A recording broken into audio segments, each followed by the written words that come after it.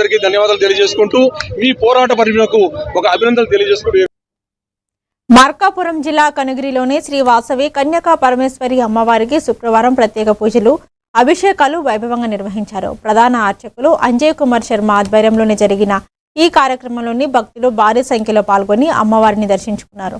అనంతరం అమ్మవారిని సుందరంగా అలంకరించి భక్తులకు తీర్థప్రసాదాలు పంపిణీ చేశారు. కార్యక్రమంలోని ఆలయ కమిటీ సభ్యులు పాల్గొన్నారు.